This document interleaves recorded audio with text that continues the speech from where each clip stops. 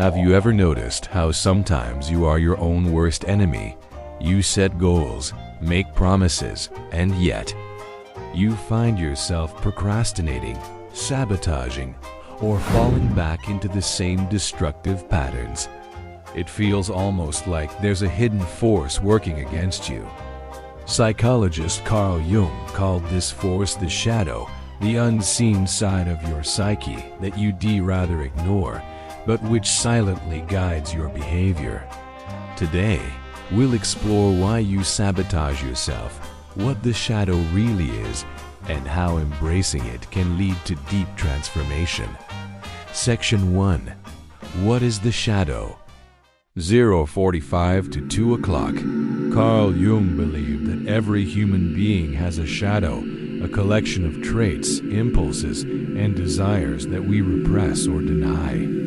Think of it this way. When you were a child, you learned what was acceptable and what wasn't.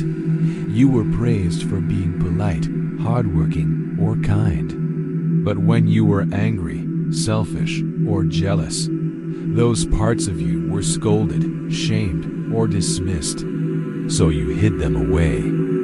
Over time, these hidden aspects didn't disappear.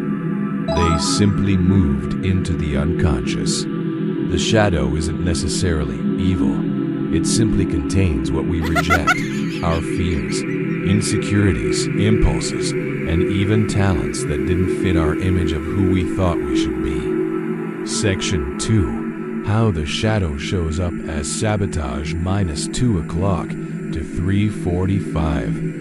What here's the paradox? What you repress doesn't stay silent. The shadow leaks out, often in ways that feel like self-sabotage. You procrastinate on important work, even when you know it matters. You destroy relationships with jealousy, anger, or mistrust.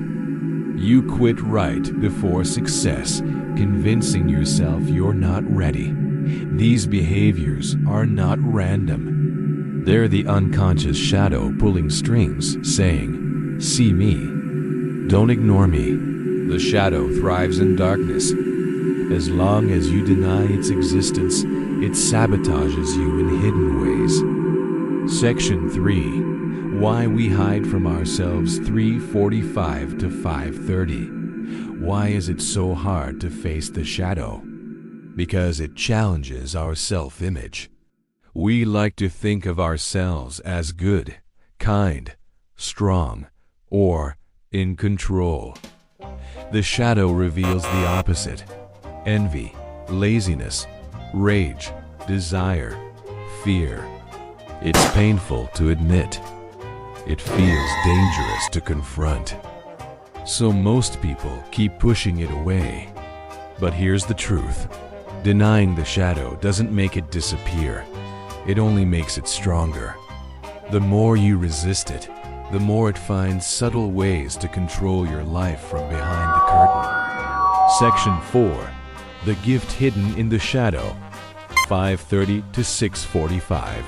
Jung believed that within the shadow are also gifts, qualities you rejected, but which hold great power once reclaimed.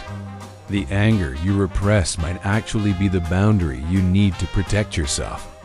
The envy you deny might point toward the life you secretly desire.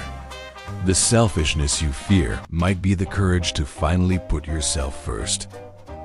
In other words, the shadow doesn't just contain darkness. It also holds the parts of you that could make you whole. Section 5. How to begin shadow work. 6:45 to 8 o'clock. So how do you integrate the shadow instead of letting it sabotage you? Awareness. Notice patterns of sabotage. When do you hold yourself back? When do strong emotions overtake you? These are clues. Journaling. Write about situations that trigger shame, anger, or envy. Instead of judging, ask, what is this emotion trying to show me? Dreams and symbols. Jung saw dreams as windows into the unconscious. Pay attention to recurring images, characters, or conflicts. Compassionate curiosity. Instead of hating the shadow, approach it like a misunderstood child. Ask, what do you need? What are you trying to tell me? Shadow work isn't about destroying these parts. It's about bringing them into the light so you can consciously choose how to respond. Closing reflection, -8 o'clock to 9 o'clock. The truth is, we all sabotage ourselves because we all carry shadows. But sabotage isn't proof of weakness. It's a signal that there is a hidden part of you asking to be seen. When you bring the shadow into awareness, you stop being its victim. You become its guide. And in doing so, you unlock a deeper, more authentic version of yourself. One who is not afraid of the dark, because you've learned to walk with it. So the next time you notice yourself standing in your own way, pause. Ask yourself, what part of me is asking to be acknowledged right now? The shadow only controls us when we deny it.